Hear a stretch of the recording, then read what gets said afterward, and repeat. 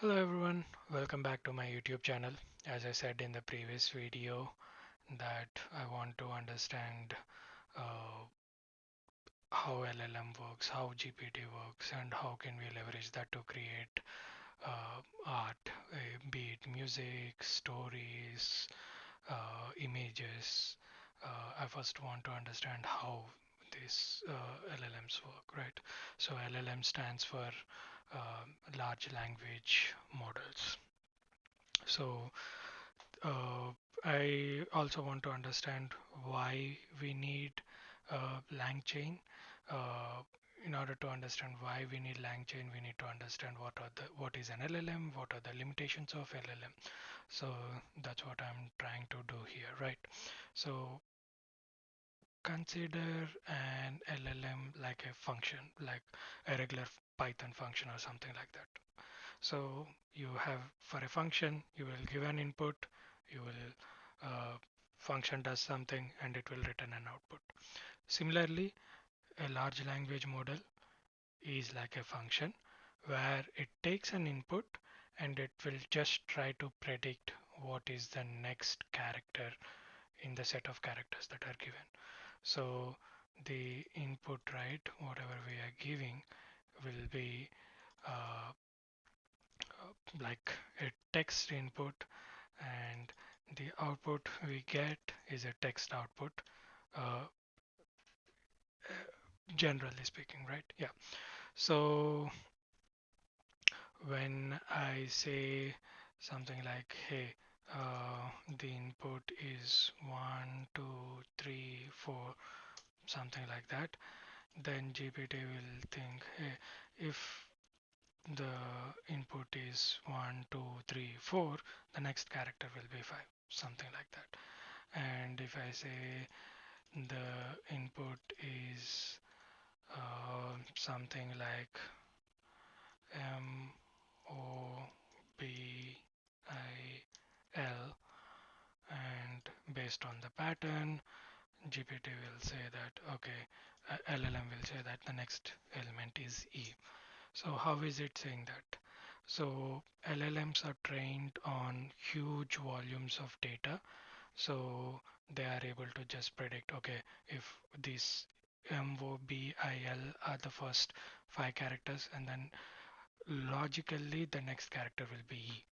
So if I say something like uh, laptop, LAPTO, and then logically the, the LLM can predict the next character as P.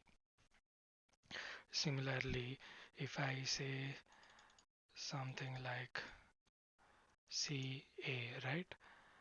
Uh, LLM can predict either P or T, right? If cap is a vote, cat is a vote.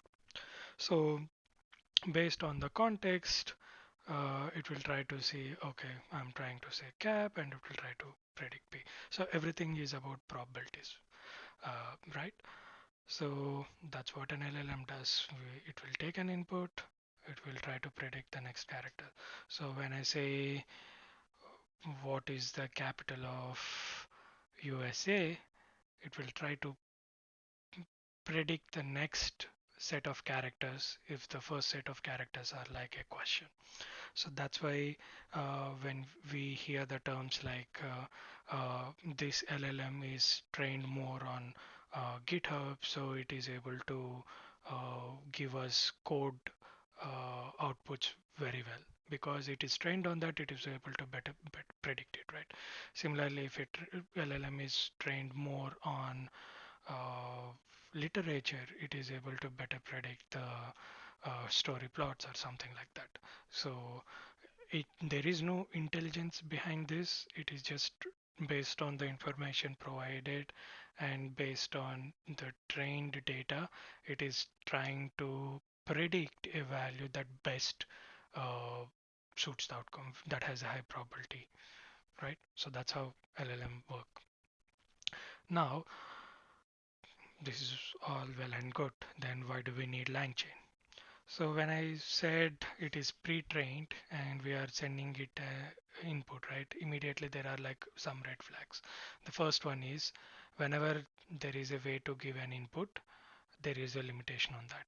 For a function, if it is if like if the function takes two arguments, right, you cannot send 10 arguments. The function will throw out an error saying too many arguments. Similarly, for an LLM, there is a limit on how much text you can pass as an input. So if I have a simple question, something like the capital one, well and good. But if I have a speech from which I want to ask questions, right? The speech is 2 hours long. There is no way that I can pass that entire speech as an input for the LLM. So generally there are limits for that. So these are like for ChatGPT, there is a limit of 8,000 tokens. So tokens, uh, for now, just consider tokens as characters. It's not a one-to-one mapping, but it's the closest we can get. So if I say 1,000 tokens, say that it's like 1,000 characters or something like that. So the first one is we cannot pass a 2 hour long speech for LLM to get the context and answer us, right? So that is one issue.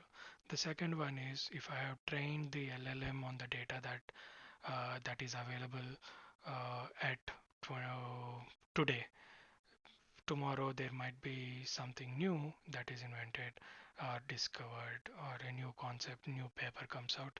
LLM will have no idea about it because it was never trained on that data. So these are the two issues. There is no access to the current data, and there is no, we cannot pass the entire data to an LLM. So in order to resolve these issues, right, we have the LangChain library. So what LangChain library does is mm, it has module like so basically as we discussed LLM is the heart of it. It is going to predict the next steps. We are going to give an input and it is going to give the output. So here prompts are inputs, language model takes the input and it will give an output. On top of it, uh, we want to connect our data, like provide multiple data sources as inputs, right? We want to give a database as an input so that it can go and query the database. Or when there is huge volume of data, we want to store it in a vector database where LangChain go, when there is a question, LangChain first go and retrieve the specific data that is needed and then just pass that one as input to the LLM so that we are able to still query a 2 hour long speech. At the same time, there are agents we can which can be used to uh, access internet, query the internet, and pass that data as input to the LLM. One thing we need to be clear is LLM can only take text as an input. So whenever we want to pass internet data, what the agent does is it is going to query the data from internet, which will be in some text format, and then just pass it as an input to our LLM, and our LLM best tries to predict it. So the underlying working principle still remains the same. There is an LLM, you give text as input, and you will get text as output. How we are passing this input, how are we getting the input, all these things can be uh, enhanced using LangChain. So that's all for today.